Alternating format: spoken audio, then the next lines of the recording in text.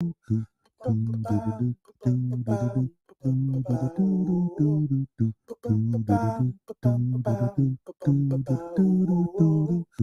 your hands, don't touch your face, wipe things down, clean up your space. When you cough and sneeze, do responsibly.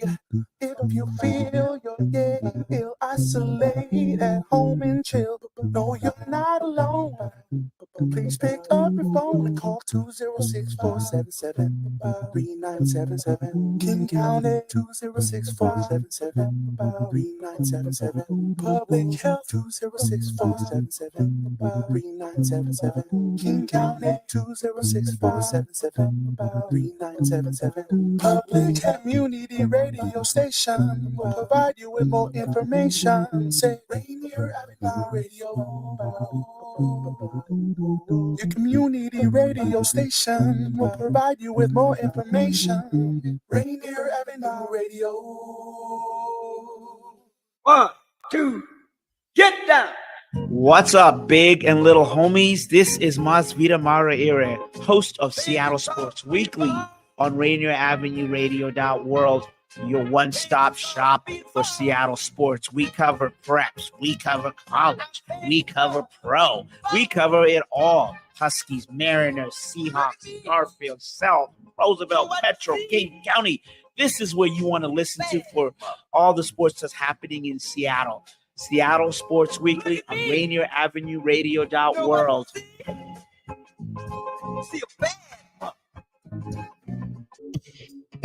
Oh my man. You know, everybody goes through a storm sometimes. God is, and Rainier Avenue Radio World have a new address. We're now located at 4916 Rainier Avenue South in Columbia City, 98118. God is still loving on your community, being a blessing and meeting the needs of the people. Don't miss any of our amazing shows. Your favorite community radio station. Tune in and come on down and get some free food and let us continue to love on you. Don't forget to tune in. See you soon for free food and free entertainment with God is and Rainier Avenue Radio .world. Would you like to see when your favorite Rainier Avenue Radio show comes on? Check out our show schedule, updated weekly at rainieravenue.radio.world.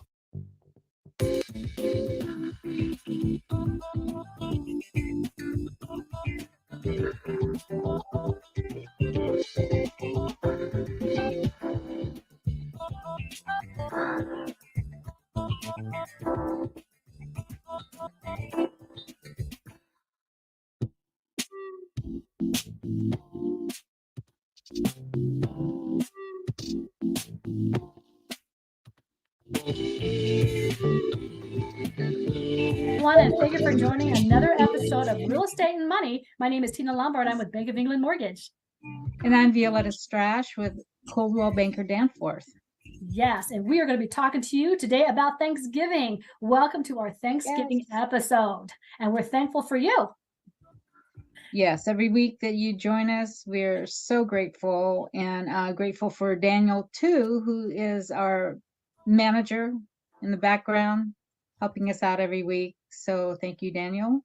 And thank you, Tina. Thank you. Yes, thank you. Making this happen every week. Well, we're going to talk a little bit later, Violeta. We're going to talk about what we're thankful for at the very end of the show. So be ready for that. But what we're going to do, we're going to talk today about some favorite recipes, some Thanksgiving recipes. Violeta is going to be talking to you about that. And I'm going to be talking about Thanksgiving traditions. What is good, what is bad, what is work, and what is not. But anyways, thank you. Yes. So let's get going, V. So what do you got for your food? Well, I thought maybe we should start with the normal traditions because I'm doing a non-traditional meal. This year. I'll do that later. Yeah. I love it. Well, just to preface everything, Thanksgiving every year is, you got the turkey, you've got the people coming over, so on and so forth. There are some traditions that are tried and true, and they're always applicable to every year. So I'm going to go down some of the traditions that has lasted with me since I was 1 or 2 years old all the way to now at a mysterious age. But first of all, Thanksgiving dinner is being prepared, and early in the morning, we wake up to the Macy's parade on television. That is something that's wonderful. Now, do you remember in Seattle, sometimes the Bon Marché or Macy's they still have the parade? So yes, so that kind of kicks off. So you've got the Thanksgiving parade. Also, after everybody devours the turkey, everybody tears down, ribs into the food, there's the wishbone. And the wishbone, there's always somebody who breaks the wishbone, and whoever gets the better half of the wishbone gets their wish to come true. So have you ever done that, V? Yes. Yeah, this year I don't know if it's going to happen, and you'll see why. Okay, go ahead. What other things do you guys? We have to fight over who gets the wishbone. It's funny. Whoever tears into it and get the wishbone is usually the one that has the best luck of getting good life. And also eating a traditional Thanksgiving meal. So V's going to talk a little bit about the non-traditional, but you've got the turkey, the cranberry, the mashed potatoes with gravy. You've got the what do we call macaroni and cheese. We have greens at my house every year. Of course, we've got some type of sweet potato pie. Some people have pumpkin pie, but if you haven't had sweet potato pie, that should be a must. But anyway, so you've got your traditional dinner, and a lot of times that is accompanied with wine or some type of eggnog or something that has a little bit of spirits in it. Make sure the little kids don't get to it like I used to. Take a nap. Usually, I don't know if a lot of people have Thanksgiving dinner around 1 or 2 because the cook needs to have time. The chef has to have time to prepare the meal. So usually 1 or 2 o'clock. There's usually not enough time for the chef to cook the meal and warm it for the next couple of hours. So usually it's right after the chef is done with the meal. So you go ahead and you eat dinner after that. But after you eat dinner, you usually stuff yourself full and take a nap. That's always a Thanksgiving tradition, is taking a nap. So, and then, every once in a while, the family gets together either by dinner or, after everybody's eaten and they're ready for their nap.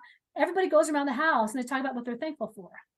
So I have been in situations, V, where people get completely emotional and it's just, it's just a cry fest, which is a good thing. It's a good thing. Yeah. People say the most silliest things, but it is Thanksgiving, and it is very nice to always incorporate a session where the family talks about what they're thankful for. So that's very good. Also, there's always an uncle, a father, or grandpa. Somebody wants to watch football. There's always football on Thanksgiving Day, which is really the time I take a nap. I mean, I love football, but it's like after eating and everything else, but there's always a good football game on TV. So you always want to have some type of television prepared for people to sit around the television station. And also, there are a lot of races that day, V. There's a lot of people who actually go out and they race. Like a after they eat. I don't know who these people are. I cannot speak to them. I don't know who these people are, but there are a lot of good Turkey Day. What do they call it? They call it a turkey trot. All things. And those usually start early in the morning, so they get done and then they head home to then eat. Yes. To replace all the calories they just lost. Yes. Yes, indeed. So it's like, so there's a turkey trot. So you have to figure out who's going to be the chef and is going to be cooking all morning, or who can actually go up there and burn some calories before they eat a bunch of calories. So that's always a good tradition. Okay, you know what? After we cook, we eat, we give Thanksgiving, we watch football, so on and so forth. Most of us, or at least most Filipinas, go to sleep very early on Thanksgiving because they're up at 3 a.m. for Black Friday deals. So I don't know if this has been a thing in your family, but my mother would get out with my ex-husband and my kids, my aunts, and they were ready to go. They were buying laptops, TVs, they were buying calculators, everything else at like 5 o'clock in the morning at Walmart or Best Buy or something crazy. So that is always a big tradition. And I tell people, thank God for Black Monday, because Black Monday I can stay at home when it's warm and I can get on the computer. But usually Black Friday is the day when everybody goes off and it starts the Christmas season as far as shopping is concerned. So that's always a tradition. And let me see back. Okay, also, one big thing about Thanksgiving is that this is a time to focus on giving back. And I know for a couple of years here in Colorado, me and Mariah went to our church and we actually took out the frozen turkeys 2 or 3 days ahead. We had like hundreds of them. And we actually prepared a meal for the homeless. And we would have buses that would go out and pick up people who were homeless and bring them back to the church and feed them. So that always gave us something that was a little bit more than just eating and having some fun. It gave us a spiritual depth, and it gave us some really, really good meaning. So if you're able to do anything on Thanksgiving, even if it's just this year, you don't have to do every year, but to give back to the community or find some way in which you can give back to people, it is a bigger treasure and gift to yourself than just the material things that we have. So that is it for my traditional Thanksgivings here in America. Yeah, I was gonna say, here in Seattle, the Seahawks are actually playing on Thanksgiving Day. So I might be awake for that. Okay. I'm glad you told me that. Okay. Yeah, I That sounds forget. good. Are they playing Denver? I don't know. I forgot to Google to see who are they Oh, are playing. okay. Well, I'm gonna have to figure that out. I will have to figure that out. Oh. Wow. Yeah, we'll have to figure it out. But yeah, for us, we used to get up early in the morning, right, to get the turkey in the oven. But Mhm. this year, my husband is so much into his Traeger, a smoker thing, Yeah. that he's done a spatchcock chicken. So he's going to do spatchcock turkey. But let me go through. I'm going to show you what my non-traditional meal is, and you can help me choose what's going to be on the menu this year. And then next week, I'll show you my dining room table filled with all the foods that we've chosen to do from today. Now, where is my Your share screen. yeah, am I sharing something? Do you see it? Okay, so you guys are going to help me decide what I'm going to do for my Thanksgiving meal. And again, next week I'll take a photo. And next show I will show you what the table looks like. So starting with our appetizers, I'm going to definitely do a charcuterie board, which, instead of a million things sitting on the counter, it's just easy to have it contained in a board. I don't know if you do these. I do a lot of the charcuterie boards now. Do you? I do. I do. Yeah. The olives and the meats and crackers and cheese and the brie and fruit and some vegetables. And yeah, so easy. And then because of the game, there's going to be dips. And my family loves the spinach dip, typical spinach dip, and then a beer cheese dip with pretzel bites. Okay. And this is Easter, but now they're like, we want deviled eggs. Yes, that's a very good choice. I don't know. Then here we go, the spatchcock turkey. Look at this bird. It's like knock-kneed. But what you do, here's the process. You cut the backbone off the turkey on both sides of that backbone, remove that whole thing, and then break down the breastbone from the inside, flip it over so your bird looks like this. So it's flat. And then you marinate it with whatever you want, all kinds of butter, make sure you get underneath. And when you do a spatchcock process, there's a lot more, the bird's going to get cooked through and it's going to go a little bit faster. Yes. It's almost like doing a deep fried turkey. Those are really fast. We've done that one year, but this year we're going to try this procedure with the turkey and see how it goes.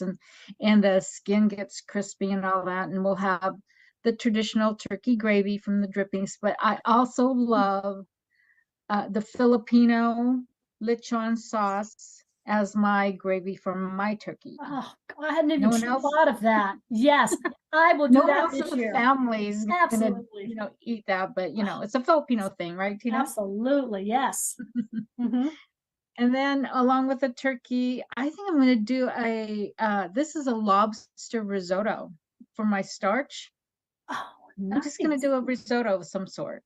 Wow, that's smart. A little colorful, maybe crab or something, but a risotto for my starch. And then, okay, help me choose my vegetables. Here's your grilled green beans, a kale salad, and everything tastes good with bacon in it, right? Pine nuts, bacon. So that looks pretty good. And then, the family likes their traditional green bean casserole, whatever.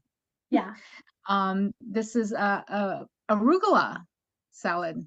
That's always good. And then miso carrots. Wow. Roasted carrots and Brussels sprouts. I would do those three, the Brussels sprouts, the carrots, and the arugula salad. Oh my gosh. One of the salads, these two? Yeah, okay. I like the arugula, yeah. The arugula, that's with my favorite. Parmesan, shaved Parmesan and nuts and stuff. Okay. Ooh, that looks that good. sounds good. I might have to do a fourth like this. Yes, puppy. it's a must. And then desserts. Oh my gosh. we're not really pumpkin people. Yeah. We're more like apple pie type people, but Yes. I definitely need to make this banana bread with chocolate chips. Oh, that sounds so good. Yes. Of course you do. And then, yes.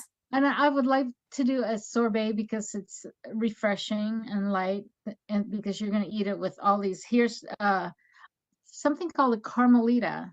It's like a layered old thing with, you see all the caramel dripping off the top, and there's chocolate chips and Delicious. yeah. Delicious. And then, apple pie, the traditional apple pie, an apple cheesecake, and apple crisp, and all of these would be a la mode, all the apple stuff. So what do you think? Oh, yes. I think yes. Apple crisp. All of it? Yes. The apple crisp is always my favorite. So I make that every year with sweet potato pie.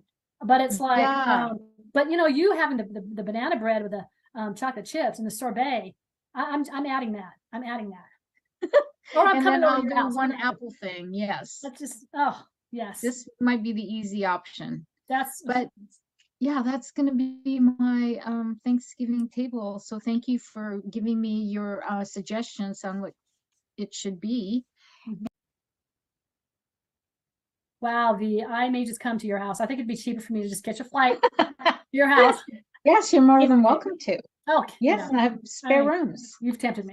So you and Mariah can both come. Yes. but the thing is though, V, I mean, there's no right or wrong. I mean, since I've been growing up, my mother used to make shumai, she used to make lumpia. She always have a ham, against the turkey. And that's just love that she put in. I mean, a lot of times on Thanksgiving, people are at your table that you don't see it on an everyday basis. So there's no right or wrong with too much, too plenty, too sweet, too whatever. There's nothing wrong with that. And your dishes really encouraged me. Yeah. And one other tradition that we used to do, and I'd like to do again this year, is to go to church. You bring a food, maybe your pie or something, bring it and get it blessed. Yes. And then great. And then bring it home, and you feel like you given thanks to God for all his gifts. So I mean, it's funny because I'm so glad you brought that up. There are so many things that we should be thankful for, not just thankful that, you got a free meal on Thanksgiving Day, but thankful for your family, for your house, the great country that you live in, your job, your teachers in school, your best friends, like I'm thankful for Violeta. We've been friends since 1999 or something. 9/11. 9/11. I started around 9/11 at Salem. Yes. So I'm thankful for our friendship. That's not ordinary. We don't see each other every day, but we're still really good friends.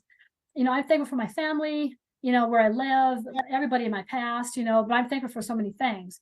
But how about you, V? Well, all of that. So I say ditto to all of that. But the one thing I'm so very thankful for that just happened is my oldest son, Nicholas, got his PhD degree from Duke University last Friday. My husband and I were there to watch him do his thesis defense. Did an amazing job.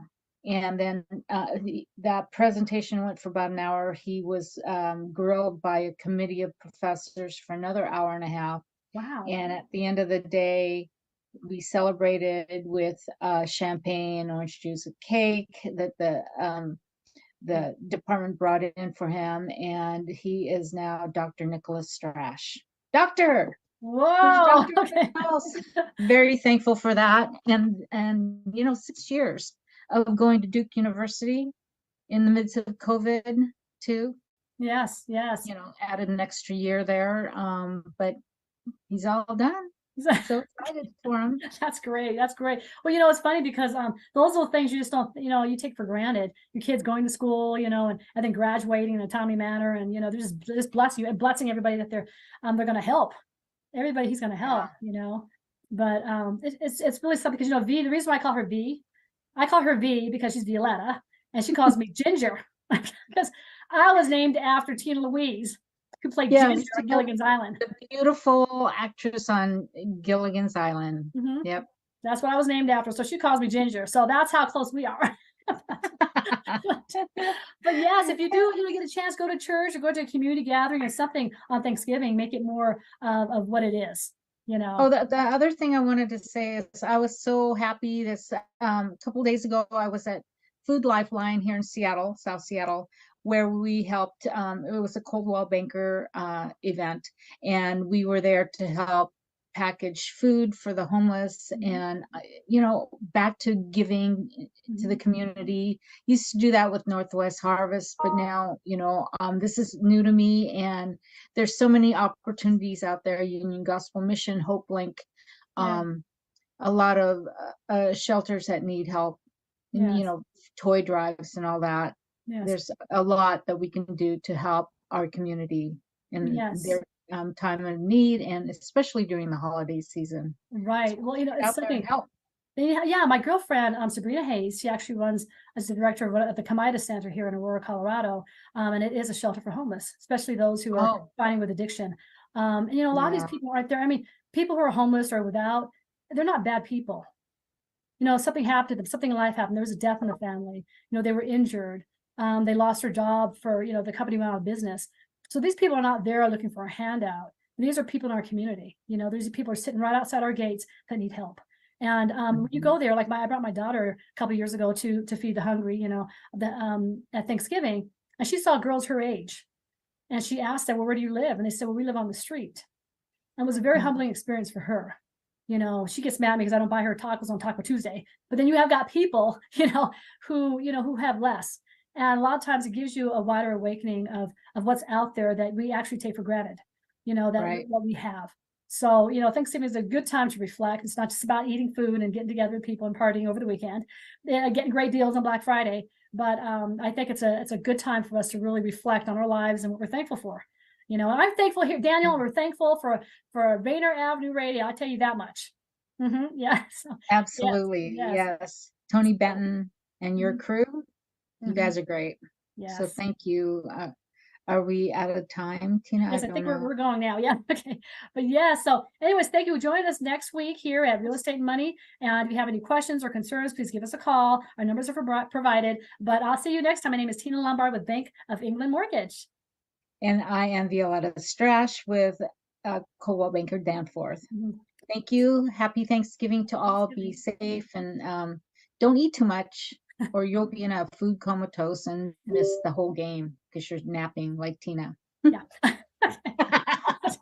Okay. I'll see you next time. Right. Bye-bye. Bye-bye.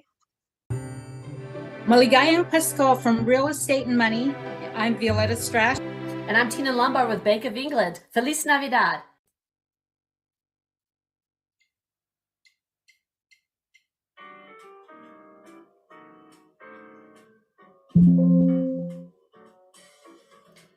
Dashing through the snow in a one-horse open sleigh, o'er the fields we go, laughing all the way. Bells on bobtails ring, making spirits rise. What fun it is to ride and sing our sleighing song tonight.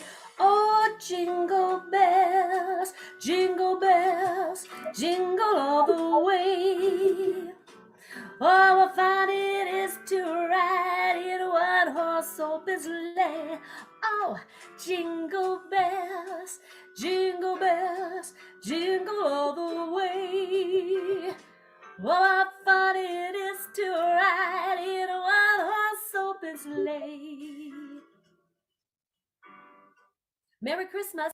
Thank you, ladies and gentlemen, for watching Real Estate and Money Thanksgiving and our Christmas kickoff.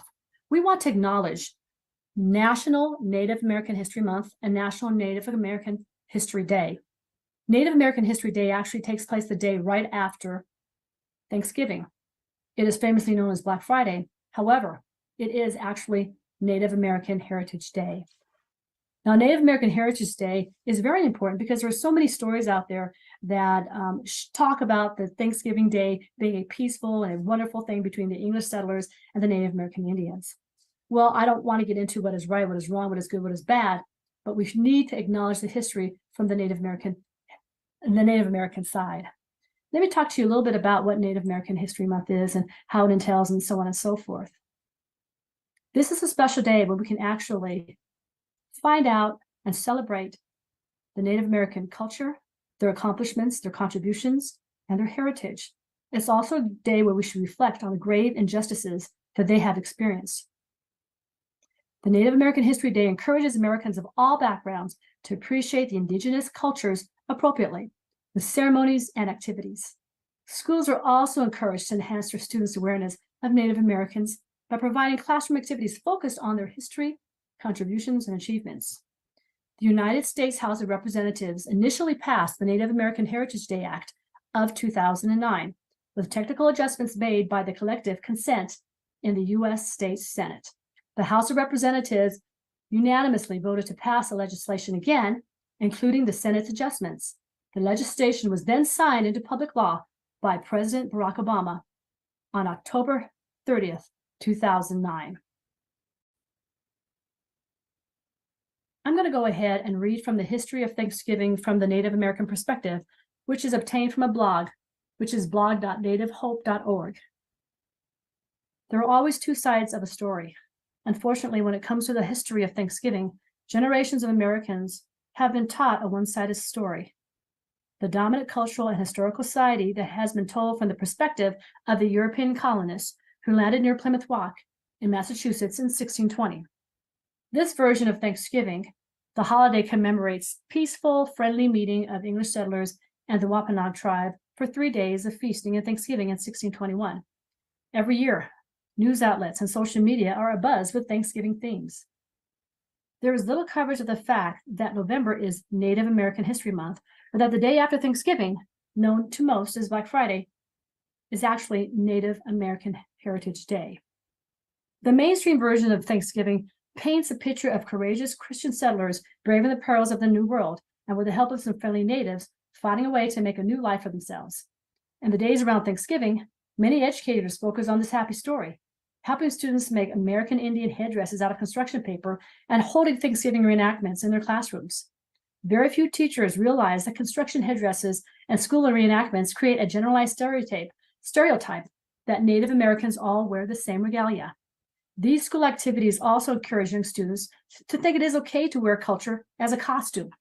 This makes it difficult for students to recognize the diversity of Native American tribes and leads students to believe that it's okay to mimic Native American traditional wear without having an understanding of its spiritual significance. Most children are only taught this brief snapshot of American history, which leaves a frozen memory of peace and generosity.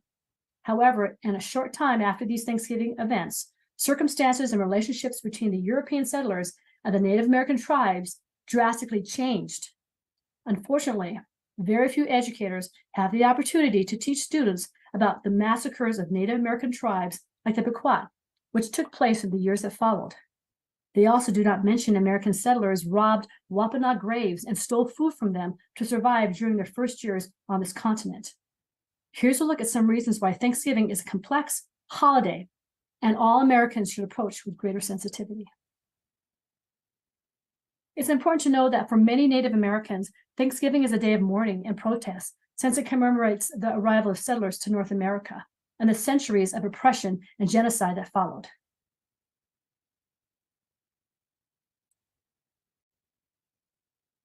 While some Native Americans have chosen to reject the Thanksgiving holiday entirely, many embrace the positive messages of the day and choose to put aside thoughts about its complex history. This is because the idea of giving thanks is central to Native heritage and culture. In this way, Thanksgiving is simply a chance to appreciate the good things in life, like family, community, and the riches of the land. Long before settlers arrived, Native tribes celebrated the Autumn Fest and the gift of Mother Earth's abundance.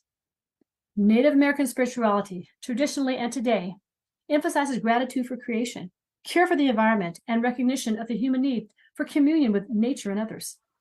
Thanksgiving is a holiday which originates from the Native American philosophy of giving without expecting anything in return. In this first celebration of this holiday, the Wampanoag tribe provided not only the food for the feast, but also the teachings of agriculture and hunting. Corn, beans, wild rice, and turkey are some specific examples of foods introduced by the Native Americans. Now, regardless of the day's ambiguous origin, many Native Americans will gather with friends and family and use the day to eat good food. Many of the classic traditional Thanksgiving dishes are inspired by indigenous foods to give thanks. Steve Peters, a Wampanoag Tribe spokesman, was asked about his views on Thanksgiving and the fact that most people will gather to eat turkey, give thanks. Here's what he had to say. I think it's great.